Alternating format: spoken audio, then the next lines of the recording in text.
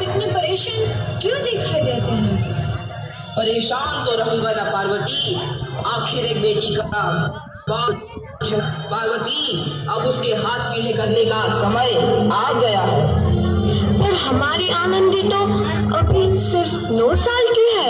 अभी तो उसके पढ़ने लिखने और खेलने कूदने के दिन हैं। देख पार्वती, लड़कियां पराया धन होती है और जितना जल्दी इन्हें घर से विदा कर दे उतना अच्छा है। कल से आनंद की पढ़ाई लिखाई बंद। पर बापू, इसमें मेरी क्या गलती है? आप मुझे पढ़ाई करने क्यों नहीं देते? तेरी गलती है कि तू एक लड़की है। लड़का होती तो क्या बापू? लड़का होती तो क्या? ऐ लड़की, ज्यादा जबान ना चला, नहीं तो जबान हलक से खींचकर बाहर निकाल दूंगा। बापू, मैं पढ़ लिख कर कुछ बनना चाहती हूँ। मेरी पढ़ाई ना रोको बापू। आनंदी, तुझे पढ़ना है तो पढ़, लेकिन सारी उम्र बाप की छाती पर यूं बोझ बनकर ना बैठ। बापू, अभी तो मेरी उम्र पढ़ाई लिखाई की है। मुझे पढ़ लिख कर डॉक्टर बनना है। पढ़ाई पढ़ाई पढ़ाई, आज तो तेरी इन किताबों का काम तमाम करके ही छोड़ूंगा। ये ले। नहीं बापू, मत खाओ, मत छोड़ो बापू, मत छोड़िए। नहीं बापू, नहीं। बापू, ये तुमने क्या किया? तुमने मेरी इन किताबों को ही नहीं पढ़ा बापू। तुम मेरी किस्मत फाड़ दी, मेरी किस्मत। ये कापी किताबें ना सिर्फ छोरों के हाथ में अच्छी लगती है, लड़कियों के हाथ में तो सिर्फ मेहंदी अच्छी लगती है, मेहंदी। पर बापू, मैं लड़की हूँ तो क्या हुआ? लड़का और लड़की तो हमारे दोनों आंखों के समान होते हैं। चुप कर आनंदी, और यह एहसान मान कि अब तक जिंदा है तू। कहीं बचपन में गला दबाकर मार दिया होता तो यह तेरी अफवाह नहीं सुननी पड़ती आज। पर बापू, मुझे चूल्हा हिलाना अच्छा ना लगे है। देख छोरी, जितना जल्दी हो तू चूल्हा जलाना सीख ले, उतना ही अच्छा है तेरे लिए। और हाँ, तेरा ब्याह तो होगा, वो भी कल के कल। ना जीवन है तुम्हारी यह कहानी, आंचल में है दूध और आंखों में है पानी। मुझे माफ कर दे बेटी, तेरे बापू के जिद के आगे मेरी एक न चलेगी। माफ कर दे बेटी, मुझे माफ कर दे।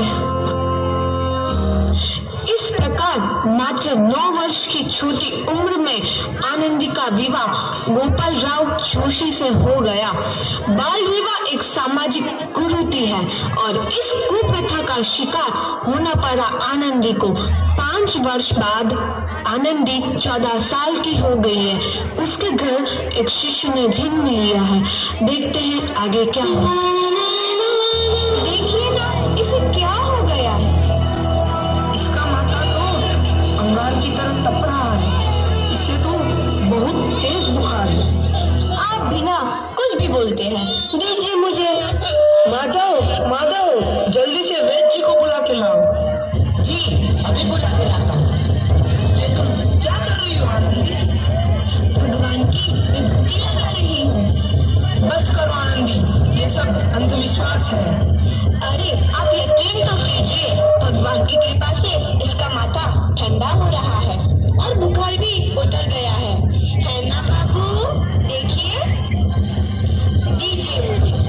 उठो बाबू, आंखें खोलो, तुम्हें तुम्हारी माँ बुला रही है।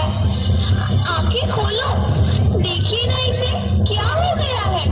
आंखें भी नहीं खोल रहा। आंखें खोलो बेटा। आप चुप क्यों है? आंखें खोलो बेटा, आंखें खोलो। आनंदी, हमारा बेटा कभी आंखें नहीं खोलेगा। नहीं, ऐसा नहीं हो सकता। मेरे बेटे को मुझसे कोई नहीं छीन सकता, कोई नहीं छीन सकता। पागल मत बनो आनंदी। माधव, माधव। आनंदी, बंद करो ये पागलपन। भगवान ने मेरा बच्चा छीन लिया। भगवान ने नहीं, तुम्हारी अशिक्षा और अंधविश्वास ने तुम्हारा बच्चा छीना है। अगर तुम पढ़ी लिखी होती तो आज हमारा शिशु जीवित होता। तुम अनपढ़ थी आनंदी, अनपढ़। नहीं, अब मैं अनपढ़ नहीं रहूंगी। नहीं रहूंगी मैं अनपढ़। मैं पढ़ूंगी ताकि कल किसी और आनंदी को इलाज भुगतना पड़े। शाबाश आनंदी, और यही तुम्हारे अपराध के लिए प्रायश्चित भी है।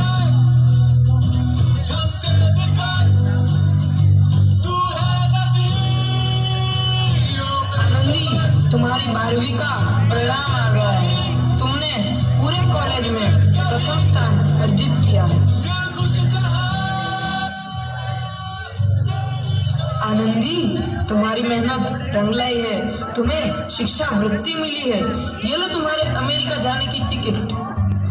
मुझे शिक्षा वृत्ति मिल गई, मैं अमेरिका जा रही हूँ।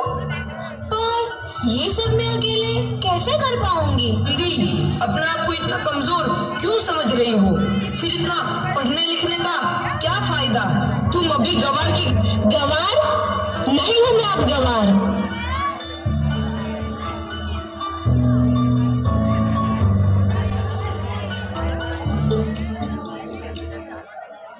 तो इस प्रकार 7 अप्रैल 1883 को आनंदी अमेरिका के पेंसिल्वेनिया के लिए रवाना हुई और 3 साल बाद उन्होंने डॉक्टर ऑफ मेडिसिन की उपाधि प्राप्त कर ली।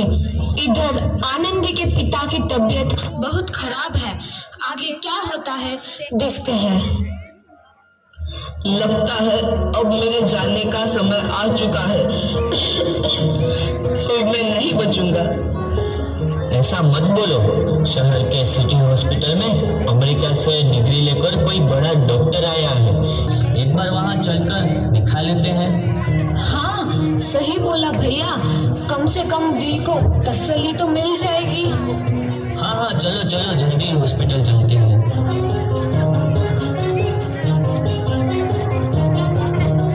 इस मरीज की हालत तो बहुत ही खराब है। कोई चमत्कार ही इसे बचा सकता है।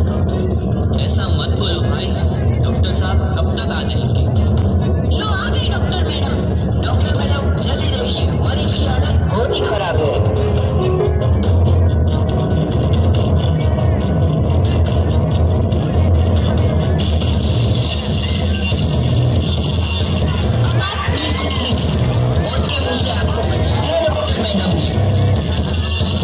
डॉक्टर साहब ने मुझे बचा लिया। मुझे मिलना है डॉक्टर साहब से।